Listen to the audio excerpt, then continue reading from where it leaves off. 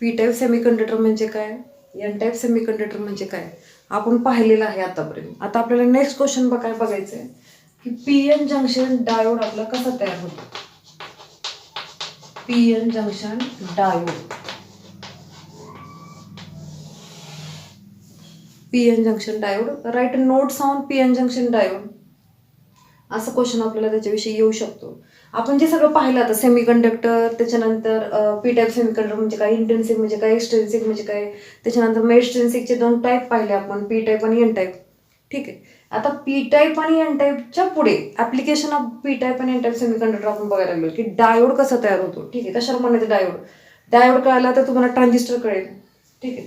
Diode म्हटलं की P N, एक पी आणि एक एन असं म्हणतोय आपण. ते का म्हणतोय आपण बघा, कारण इथं पी आणि एन म्हटल्यानंतर पी म्हटलं की इथं होल्स आले सगळे, पी टाईप मटेरियल थोडक्यात, आणि एन टाईप म्हटलं की सगळे इलेक्ट्रॉन्स. आता मी इथं 3 दाखवले, तुम्ही किती दाखवा, 2 दाखवा, 4 दाखवा, कितीही दाखवले तरी चालतात. पी म्हटलं की इथं पॉझिटिव्ह मटेरियल घेतलं आपण, आणि एन म्हटलं की निगेटिव्ह मटेरियल आपण घेतलेलं आहे. ठीक आहे. थोडक्यात पी टाईप सेमीकंडक्टर आणि एन टाईप सेमीकंडक्टर जेव्हा आपण एकमेकाला जॉईन करतो, प्रोसेस आपल्या सिलेबसला नाही आहे की कसा तयार होतो ॲक्च्युअल डायोड, आपल्याला ती प्रोसेस नाही आहे. आपल्याला थोडक्यात फक्त आपल्याला इथे सांगायचं आहे की पी टाईप मटेरियल आणि एन टाईप मटेरियल आपण एकत्र जोडतो आणि जोडल्यानंतर तयार होतो तुमचा पी एन जंक्शन डायोड. ज्या साईडला पी टाईप मटेरियल आहे तिकडचं जे टर्मिनल असतं त्याला म्हणतो आपण ॲनोड, जिथं कनेक्शन करणार आहे आपण त्याला म्हणतो आपण ॲनोड. ज्या साईडला निगेटिव्ह मटेरियल आहे त्याला म्हणतो आपण कॅथोड. आता जेव्हा आपण स्पेलिंग लिहिणार आहोत त्यावेळेला सी येईल, पण ज्यावेळेला नुसते आपण टर्मिनल्स आपण शॉर्टमध्ये दाखवूया त्यावेळेला आपण लिहिताना ए आणि के लिहितो, ॲनोड आणि कॅथोड. ठीक आहे. हा थोडासा डिफरन्स लक्षात ठेवा. आणि जे मध्ये जिथं जॉईन आलं की जिथं पी टाईप आणि एन टाईप आपण जिथं जोड आलेले आहे, जिथं जोडलेलं आहे, जे जोड आलेलं आहे त्याला आपण म्हणतो जंक्शन. ठीक आहे. मग आता डायोड तयार कसं झालंय, हे जे पट्टे दाखवलेत आपण, आता एक पी घेतला आपण मटेरियल आणि एक एन घेतलेलं आहे, ह्या चौकोनाला काय म्हणायचं आपल्याला थोडक्यात इथं की लेअर म्हणू शकता, लेअर किंवा रिजन म्हणू शकतो आपण, रिजन, लेअर किंवा रिजन. जर कन्स्ट्रक्शन सांगायचं म्हटलं डायोडचं तर काय सांगता येईल आपल्याला, 2 सेमीकंडक्टर लेअर्स किंवा रिजन्स आपण काय केले, यूज केले. 2 सेमीकंडक्टर रिजन, मग ते पी असेल किंवा एन असेल.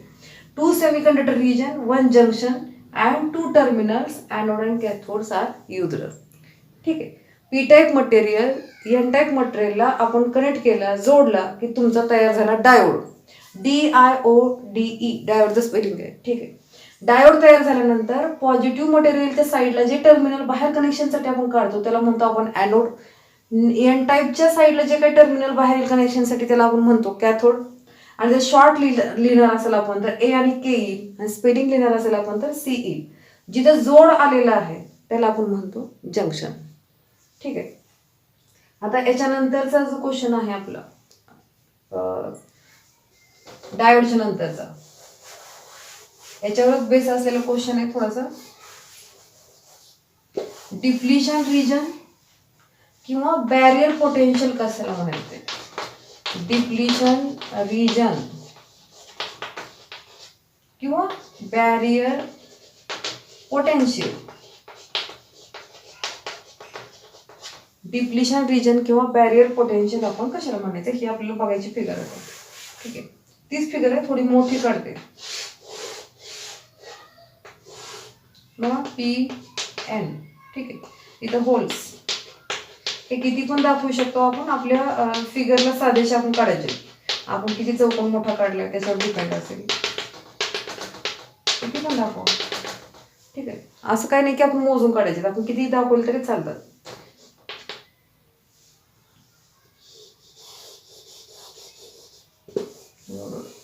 स्पेस ठेवते.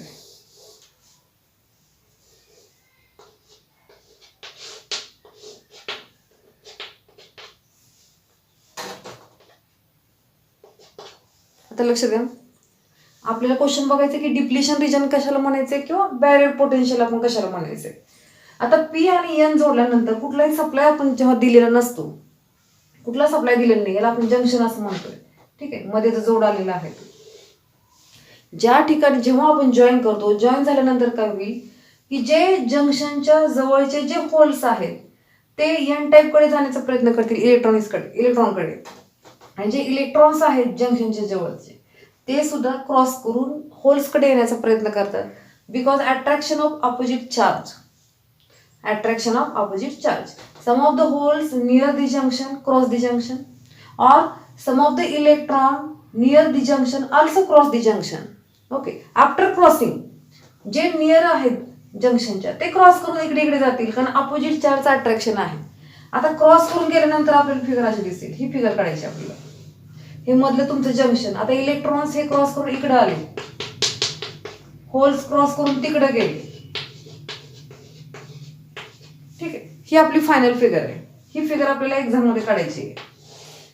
ठीक आहे, की तुमचं जंक्शन तयार झाल्या जंक्शनच्या जे जवळचे होल्स आहेत ते तिकडे जाण्याचा प्रयत्न करतात क्रॉस करून, आणि इलेक्ट्रॉन्स इकडे येण्याचा प्रयत्न करतात. आणि एकदा क्रॉसिंग झाल्यानंतर त्याच्यानंतर मात्र कुठलेही क्रॉस ते होऊ देत नाहीत, कारण आता होल्सच्या जवळ आले इलेक्ट्रॉन्स आणि इलेक्ट्रॉनच्या जवळ आले होल्स, त्याच्यानंतर मात्र कुठलंही क्रॉसिंग होत नाही. हा जो पट्टा तयार झालेला आहे त्याला म्हणतो आपण डिप्लिशन रिजन. आणि जो ऑपोजिंग फोर्स तयार झाला आफ्टर क्रॉसिंग, त्याच्यानंतर कुठलं क्रॉसिंग होत, हे अपोजिट आयनचा जो पट्टा तयार झाला. अपोजिट आयन म्हणजे काय, होलच्या शेजारी आता इलेक्ट्रॉन्स आले आणि इलेक्ट्रॉनच्या शेजारी आता काय आले, होल्स आले क्रॉसिंग करून. एकदा क्रॉसिंग करून जेव्हा ते येतात तेव्हा अपोजिट आयनचा पट्टा तयार होतो, एकमेकाच्या अपोजिट काय होतात तिथं आयन्स तयार होतात. आणि एकदा हा अपोजिट आयनचा पट्टा तयार झाल्यानंतर मग मात्र कुठलंही क्रॉसिंग होऊ देत नाहीत, अपोज करतात ते. आणि जो अपोजिंग फोर्स निर्माण झाला परत क्रॉस न होऊ देण्याचा त्याला म्हणतो आपण बॅरियर पोटेन्शियल. ठीक आहे, एक प्रकारची भिंत तयार झाली आता पी आणि एन मध्ये, त्याला म्हणतो आपण डिप्लिशन रिजन. ज्या वेळेला पी आणि एन तुम्ही जोडल्या होल्स तिकडे जातात, इलेक्ट्रॉन्स इकडे येतील आणि अपोजिट आयनचा पट्टा इथं काय होईल, क्रिएट होईल. एकदा अपोजिट आयनचा पट्टा इथं तयार झाला त्याच्यानंतर माझा कुठलाही क्रॉस होऊ देत नाही, अपोज करतात. जो अपोजिंग फोर्स आहे त्याला म्हणतो आपण बॅरियर पोटेन्शियल. आणि जो रिजन आहे दिसते आपल्याला पट्टा तयार झालेला त्याला म्हणतो आपण डिप्लिशन रिजन. ठीक आहे, आणि मग हे सप्लाय दिल्यानंतर हे कमी जास्त होत राहील. आपण सप्लाय दिल्यानंतर त्याच्या पुढच्या क्वेश्चन मध्ये तुम्हाला समजेल की बॅरियर पोटेन्शियलचा काय मिनिंग आहे इथं. ठीक आहे, हा क्वेश्चन फार महत्वाचा आहे की तुम्ही पी आणि एन जोडलं की क्रॉसिंग होतं, आणि क्रॉसिंग झालं एकदा अपोजिट आयनचा पट्टा तयार होतो, त्याच पट्ट्याला आपण म्हणतो डिप्लिशन रिजन किंवा बॅरियर पोटेन्शियल. ठीक आहे, आता डायोडला ऑन करण्याचे किंवा ऑफ करण्याची जी पद्धत आहे ते आपल्याला पाहिजे. फॉरवर्ड बायस आणि रिव्हर्स बायस, हे दोन क्वेश्चन आपण एकत्र बघूया. फॉरवर्ड बायस आणि रिव्हर्स बायस. ठीक आहे, हे दोन क्वेश्चन आहेत. आता याच्यामध्ये बायस मिनिंग समजून घ्या. बायस म्हणजे काय, तर एखाद्या गोष्टीला सप्लाय देणे. एखाद्या सर्किटमध्ये जेव्हा आपण सप्लाय देतो त्याला व्होल्टेज देतो आपण त्याला म्हणतो आपण बायस करणे. आणि मग ह्या बायसच्या दोन पद्धती आहेत, एक आहे ती फॉरवर्ड बायस आणि दुसरी आहे ती रिव्हर्स बायस. ठीक आहे, फॉरवर्ड बायस आणि रिव्हर्स बायस. त्यातला पहिला क्वेश्चन आपण बघूया. Explain forward biasing of diode. Explain forward biasing of diode हा क्वेश्चन आहे. बघा, डायोडचा मी क्वेश्चन घेतला. डायोडचा सिम्बॉल मग अशा आपल्याला राहिलेला आहे काढायचं. हे त्याचं कन्स्ट्रक्शनची फिगर आहे. सिम्बॉल जर पाहिला आपण तर तुमच्याकडे नोट्स आहेत तरी मी दाखवते. ह्या पद्धतीनं सिम्बॉल असतो डायोडचा. ज्या साईडला रेष असते त्या साईडला कॅथोड असं म्हणतो आपण, ज्या साईडला नाही त्या साईडला आपण ॲनोड असं म्हणतो. ठीक आहे, निगेटिव्हला काहीतरी तिथं रिमार्किंग केलं असं. ऍक्च्युअल डायोड जेव्हा तुम्ही पाहताल, ऍक्च्युअल डायोड तुमच्याकडे जर काही इलेक्ट्रॉनिक सर्किट असतील तर त्यामध्ये पण तुम्हाला बघायला मिळेल. तर फुल डायोड ब्लॅक कलरचा असतो आणि त्याच्यावरती सिल्वरचा पट्टा असतो. हा जर तुम्हाला डायोड बघायचा असेल, पीएन जंक्शन डायोड, पूर्ण ब्लॅक कलरचा पट्टा आणि त्याच्यावरती थोडासा सिल्वर कलरची रिंग असते. ज्या साईडला रिंग आहे त्या साईडचं टर्मिनल असतं तुमचं कॅथोड, ज्या साईडला फुल ब्लॅक कलर आहे तिकडचं टर्मिनल असतं तुमचं ॲनोड. ठीक आहे, आणि जर हा जर डायोड पाहिला आपण तर त्याला IN4001 रेक्टिफायर डायोड किंवा पीएन जंक्शन डायोड असं म्हणतात. आणि अजून एक त्याचा प्रकार आहे पीएन जंक्शनचा, ह्या टाईप मध्ये असतो, ग्रीन कलर मध्ये असतो हा, आणि याला म्हणतो आपण BY127. त्याच्यावरती लिहिलेलं असतं फुल ग्रीन कलरचा डायोड. जर फिजिक्सच्या लॅबमध्ये तुम्हाला बघायला मिळेल. आपण हे वापरतो सगळे आपल्या लॅबमध्ये. फिजिक्सच्या लॅबमध्ये जुनी पद्धत होती, BY127 असं म्हणतात त्याला. ज्या साईडला कर्व आहे त्या साईडला कॅथोड, ज्या साईडला सरळ आहे त्या साईडला ॲनोड. जे आतापर्यंत तुम्ही पाहिलं निगेटिव्हला मार्किंग असतं काहीतरी, मग तो सिल्वर कलर असेल, मग कर्व असेल, किंवा सिम्बॉल मध्ये पण आपण रेष दाखवतो ते सगळे निगेटिव्ह टर्मिनल्स. ठीक आहे. मग आता ह्या डायोडला ऑन कसं करायचं ते पाहतोय आपण, किंवा ऑफ कसं करायचं, त्याच्या किती पद्धती आहेत. तर डायोडला बायस करायच्या 2 पद्धती म्हणजे सप्लाय देण्याच्या. त्यातली पहिली पद्धत आहे ती फॉरवर्ड बायस, दुसरी पद्धत आहे ती रिव्हर्स बायस. ठीक आहे. आता पहिला क्वेश्चन बघा, फॉरवर्ड बायस.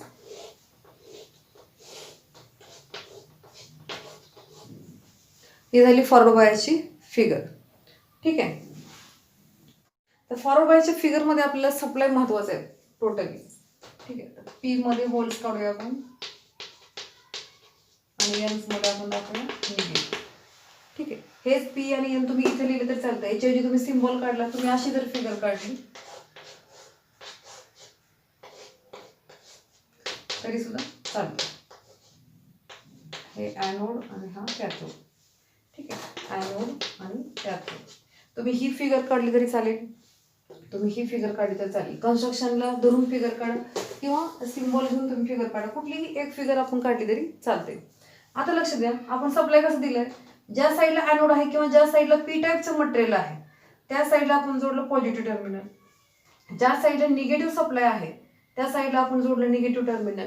थोडक्यात P type material is connected positive terminal and N type is connected to negative terminal of the battery. हा आपला पहिला पॉईंट फॉरवर्ड बायस मधला. कनेक्शनलाच आपण कनेक्शनवरूनच हे 2 क्वेश्चन पडले, त्याच्यामुळे कनेक्शन आपल्याला खूप महत्वाचं आहे.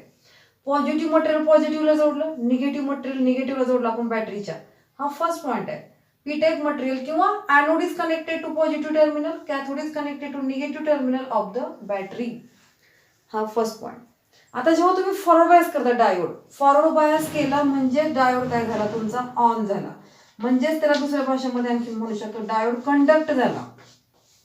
ठीक आहे. हे वेगवेगळे शब्द आहेत बोलण्याचे. ऑन झाला किंवा कंडक्ट झाला किंवा फॉरवर्ड बायस झाला डायोड, दोन्हीचं मिनिंग तेच आहे. ठीक आहे. ज्या वेळेला डायोड फॉरवर्ड बायस होईल त्यावेळेला हे डिप्लिशन रिजन नाहीसं होतं आणि त्याच्यामधून करंट फ्लो व्हायला चालू होतो. ठीक आहे. करंट फ्लो होतो आणि करंट त्यावेळेला असणार आहे तुमचा मॅक्झिमम. ज्या वेळेला डायोड फॉरवर्ड बायस होईल त्यावेळेला डिप्लिशन रिजन नाहीसं होईल, करंट असेल तुमचा मॅक्झिमम आणि करंट मॅक्झिमम असेल त्याच्यामुळे रेजिस्टन्स असेल तुमचा मिनिमम. ठीक आहे. आता याच्यामध्ये काय राहिलं आता की तो काय म्हणून ऍक्ट होतो, हा एक लास्ट पॉईंट आपण दिला. ज्या वेळेला तुमचा डायोड फॉरवर्ड बायस होईल त्यावेळेला तो एखाद्या सर्किटमध्ये जेव्हा जोडला असेल त्यावेळेला तो क्लोज स्विच म्हणून ऍक्ट होतो, म्हणजे त्याच्या बॅक साईडला जे काय असेल ते पुढे जाईल. जर इथं बघा, ह्या फिगरमध्ये बघू आपण, हे स्विच आहे तुमचं, समजा डायोड आहे. ते क्लोज स्विच म्हणजे काय, हे क्लोज होतं स्विच आणि जे काही सप्लाय आहे तो पुढे ढकलला जातो. जसं स्विच ऑन होतं आपलं एखादं, तसं ऑन करेल तो. एखादं सर्किट कुठलंही असेल तर ते ऑन करेल किंवा पुढे सप्लाय पास करेल. ठीक आहे. फॉरवर्ड बायसमध्ये डायोड तुमचा ऑन होईल, कंडक्ट होईल आणि त्याच्यामधून करंट फ्लो व्हायला चालू होईल. तो क्लोज स्विच म्हणून ऍक्ट होईल. क्लोज स्विच म्हणजे तो करंट पुढे पास करेल. ठीक आहे. त्यावेळेला करंट त्याच्यामधला मॅक्झिमम असतो आणि रेजिस्टन्स त्याच्या उलटा अपोजिट मिनिमम असेल. इतके पॉईंट्स आपल्याला काय करायचे, लिहायचे. आता याच्या उलट सगळं रिव्हर्स बायस.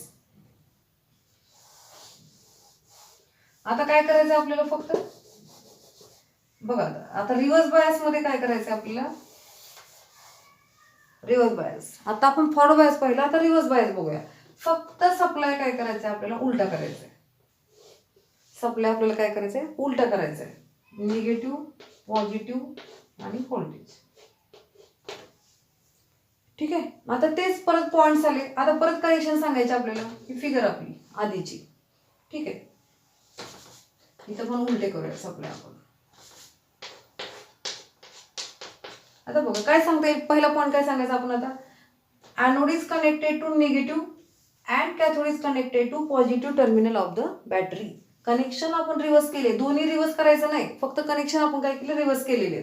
ठीक आहे. फॉरवर्डच्या ऐवजी रिव्हर्स केले तुम्ही, म्हणजे पॉझिटिव्ह जोडला आपण निगेटिव्हला आणि निगेटिव्ह जोडला आपण पॉझिटिव्हला, उलटं केलं आपण. आणि ज्यावेळेला रिव्हर्स बायस व्होल्टेज देतो आपण, दिल्यानंतर काय होतं, जसं फॉरवर्ड बायस व्होल्टेज दिल्यानंतर डिप्लिशन रिजन नाहीसं होत होतं आणि करंट फ्लो होत होता, तसं याच्यामध्ये जेव्हा आपण रिव्हर्स बायस व्होल्टेज अप्लाय करूया त्यावेळेला डिप्लिशन रिजन नाहीसं होत नाही, उलट वाढत जातं.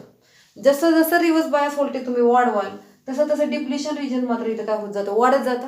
आता आपण एक प्रकारची भिंत तयार झाली असं म्हणतो पी मध्ये, मग जर डिप्लिशन रिजन आपली वाढत चालली तर त्याच्यामध्ये कुठलाही फ्लो करंटचा होणार नाही. त्यामुळे करंट इथं काय असेल, फार्दर निग्लिजिबल करंट असेल, मिनिमम किंवा 0. आणि करंट मिनिमम आहे म्हटले की सर्किटमध्ये रेजिस्टन्स काय असणार आहे, मॅक्झिमम, कारण त्याच्या अपोजिट चालेल तो. ठीक आहे. रिव्हर्स बायसमध्ये कुठलाही फ्लो होणार नाही, त्याच्यामुळे करंट तुमचा निग्लिजिबल असेल, 0 असेल, मिनिमम असेल. आणि रेजिस्टन्स मात्र काय असेल त्याच्यामध्ये, मॅक्झिमम असेल. आता हा मात्र रिव्हर्स बायसमध्ये आता क्लोज स्विच म्हणून ऍक्ट होईल का, नाही होणार.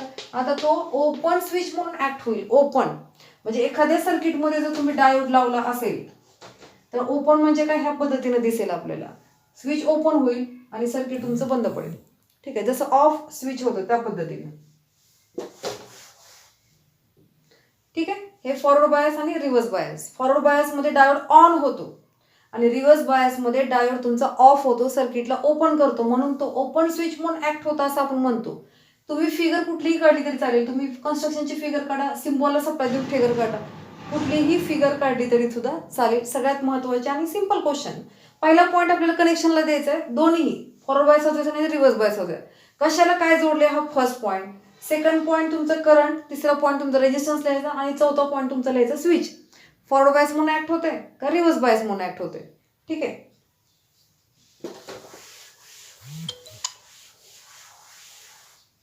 सिलिकॉनचा डायोड असेल, सिलिकॉनचा, तर 0.7 इतकं व्होल्टेज त्याला दिल्यानंतर तो ऑन होतो. आणि जर जर्मेनियम असेल तर 0.3 ला तो काय होईल, ऑन होईल. इतकं व्होल्टेज किंवा याच्यापेक्षा जास्त व्होल्टेज आपल्याला काय करावं लागेल, द्यावं लागेल.